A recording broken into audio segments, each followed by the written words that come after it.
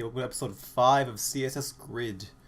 We're going to create a grid within a grid. Holy shit, gridception. Turning an element into a grid only affects the behavior of its direct descendants. So by turning a direct descendant into a grid, you have a grid within a grid. Oh my god. For example, by setting the display and grid template components properties... grid template columns, did I say columns? Columns properties of the element with the item 3 class, you create a grid within a grid. One day I will add sound effects, but for now we're just gonna go with or like the bomb. Turn the element with the item 3 class into a grid with 2 columns with width auto and 1 FR.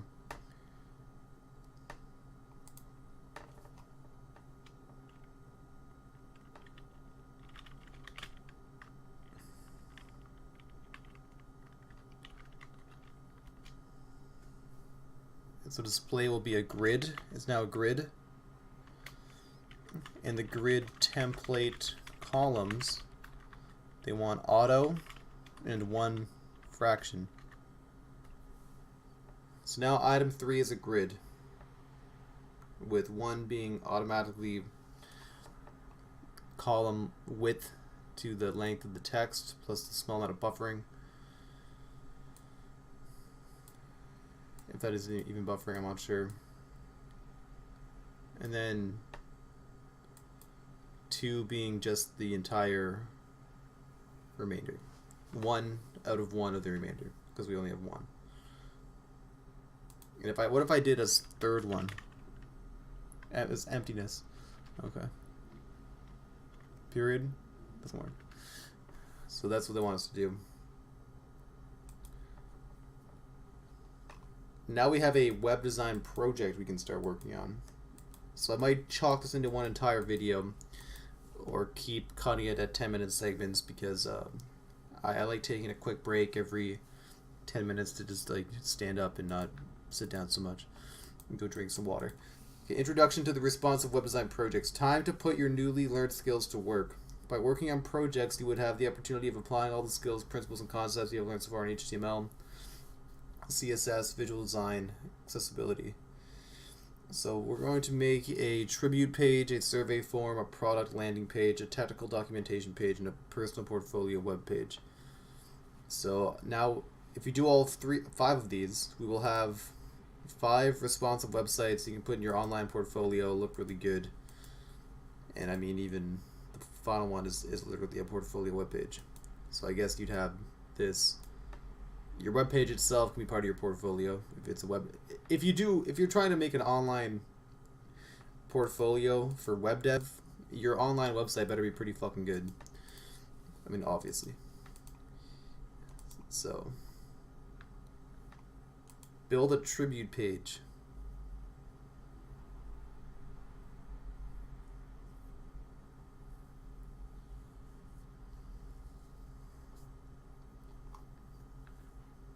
So, I'm going to do these later actually, because I want to go through the entirety of all the HTML again before I do this. So we just did grid, and this is the projects. So what I want to do is, I want to redo the entirety of all of these before we go any further. So I might end the video here, and then I'll start doing this one again, and then we can do the entirety of that, do the entirety of this, do the entirety of this, do the entirety of this, etc. Flexbox. And we already did grid. So we started at the very end, but that's fine. We'll do this entirety to just get a refresher, and then work on these 5 projects. It'll look really good. And since I want to make this video 10 minutes long, let's look at the entirety of what's available on this website. This is freecodecamp.org. Check it out, make an account. Check out my Hank Hill picture, pretty dope. So then we have JavaScript, where the goal of this is to make, I've already done a few, is to make data structured projects. So I've finished these ones. So JavaScript's a very easy language. It's very like flexible. It also pairs very nicely with web design, because a lot of websites allow JavaScript to be run on them. So that'd be a great thing to go through also. Front-end library certification. So here is when you're learning Bootstrap, jQuery, Sass, React, Redux together. And with the projects with these would be a drum machine, which we can look at that. That sounds pretty cool, actually.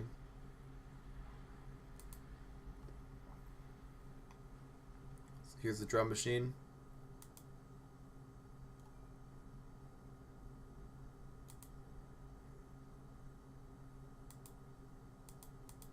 This is to test if your drum machine works.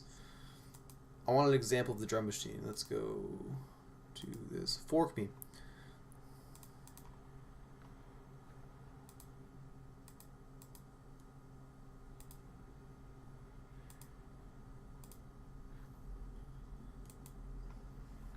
So this is the example drum machine.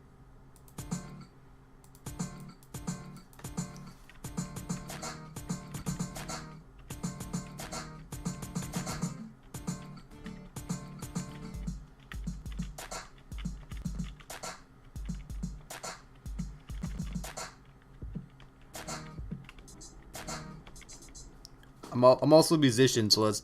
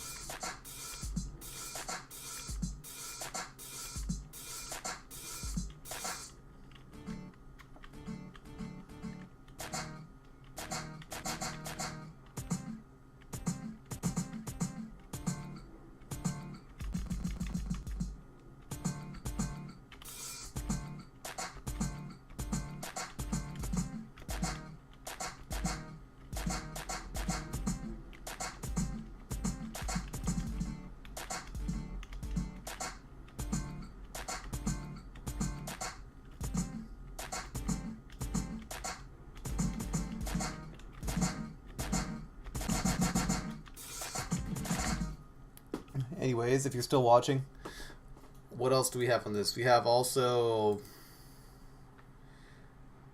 a Pomodoro clock, so that's what we can look forward to. Pomodoro appears to be a 25 on, 5 off clock, and let's make it really short to see what it does.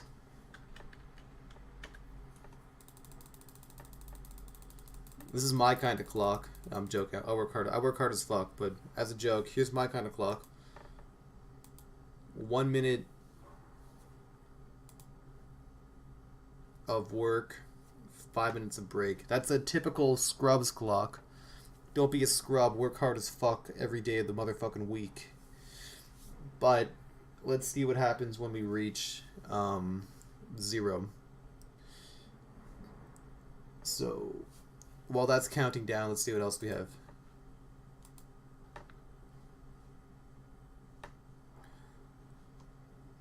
Data visualization. JSON's JavaScript object notation. So there's a lot of, it's kind of just making charts and graphs with this, just visualizing data, as you know, it's pretty obvious. 300 hours, that's very big for just 3 modules. But the projects must be pretty intense.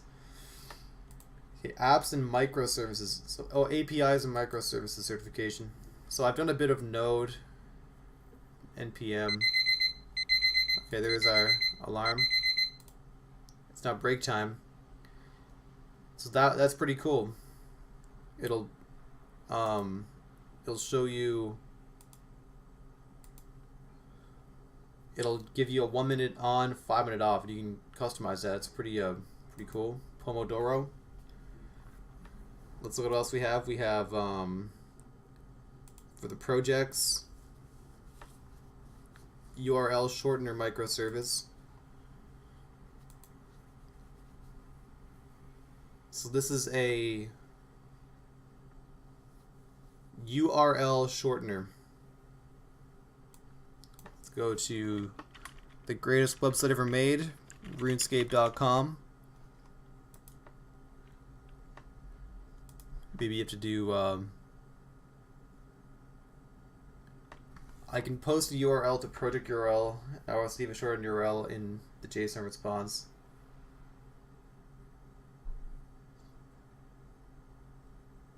So you have to follow this exact format.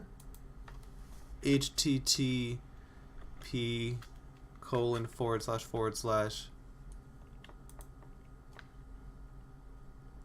So it's shortened to 1723. That's interesting.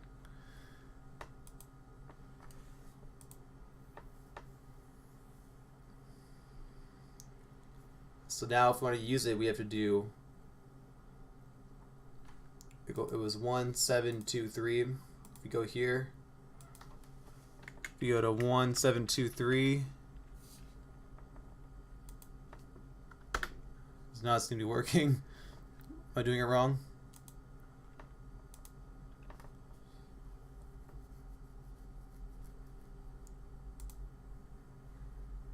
So this project URL. So maybe I'm not doing it right, but that's an interesting thing. That's how they're shortening URLs, I guess.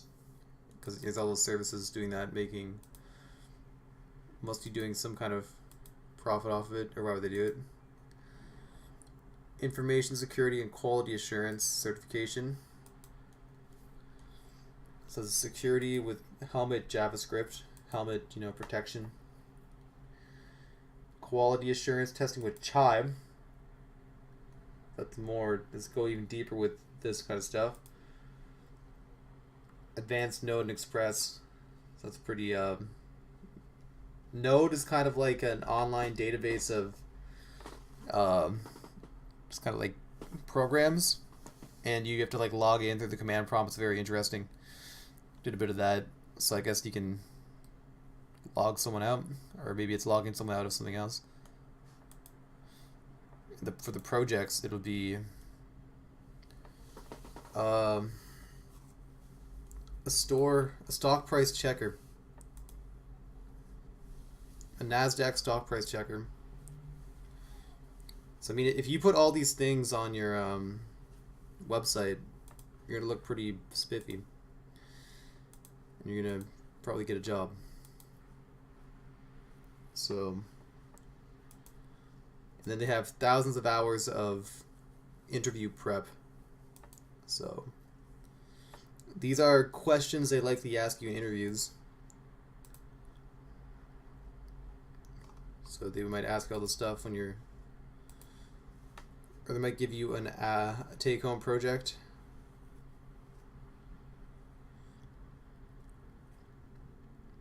So they typically give you either a take-home project, you have a day or two to work on it, or maybe a week, or they give you some in-interview challenges. So these are the Rosetta code problems. So here you want, Rosetta Stone is kind of a magical stone that can translate things to any language, make you understand any language. So here the Rosetta code, you want to present these things in as many languages as possible to just enhance your knowledge of code. It's pretty cool. Take-home projects. Project Euler. So these are Euler. Hell yeah, I knew that. And then, of course, I knew that. I'm a mathematician. This is mathematical computer programming problems meant to delve into unfamiliar areas and learn new concepts in a fun and recreational manner. Is inductive chain learning. By solving the problem will expose you to a new concept that you did not even know existed to solve it. So this is a very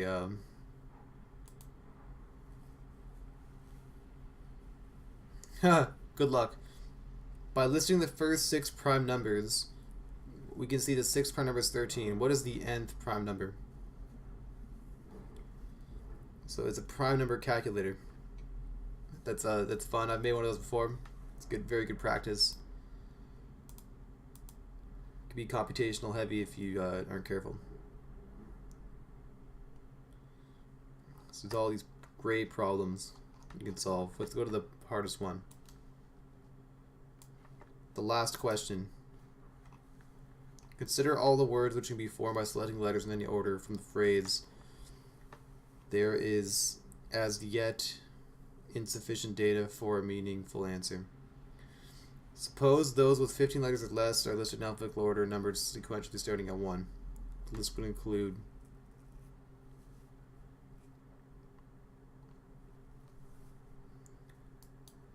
"15 letters or less are listed in alphabetical order, sequentially starting at 1.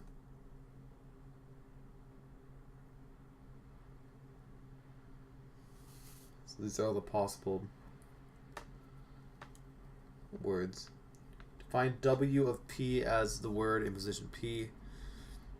We can see that P of W and W of P are inverses. Word 10. So here it's going to be you can put in a string of these letters and you'll get the position, or you give the position, it'll give you the string of letters that corresponds to the alphabetical. Every word formed through this. That's very interesting. And word being defined as just a string of text in alphabetical order. Every possible string of text you can make out of this that are 15 letters or less.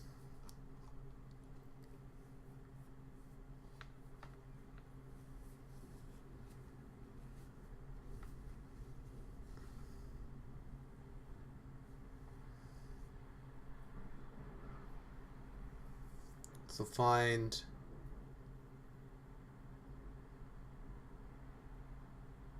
legionary calorimeters, annihilate orchestrated fluttering.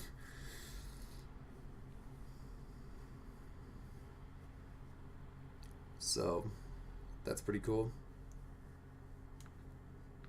Turn the star sun. We can cheese it.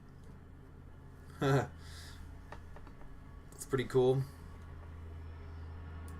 A lot of interesting things you can do here just to practice, but I mean, honestly, you might want to just make nice looking websites because that's how you're going to make your money. But this is good to just get your coding skills up. Maybe do like a few of them every day to stay sharp and not atrophy. If you're not currently working in code, you want to put maybe like an hour or 2 a day into it. If you've spent all this time getting up to speed, you want to maintain and slightly increase every day. So these are really just good to go through. I go through them pretty frequently, at least all the HTML stuff, just to stay sharp whenever I have free time. So I can, when I'm actually making a website, I can do it in a reasonable time frame. So thank you for watching. That concludes our CSS grid plus a little bonus video here. Like, subscribe, comment, favorite. Is favoriting still a thing? I'm old. I'm not that old, but when YouTube was a thing back in my day, favoriting was a huge thing. Thumbs up the video. I have a Patreon below you can check out. I also have an email below. You can send me an email for coding questions. I'll answer them on a video. Or if you have you want private tutoring, or you want some kind of website development work done, send me an email. Or if you're hiring for a project, I could be interested in working on that. So thank you for watching. Have a great day.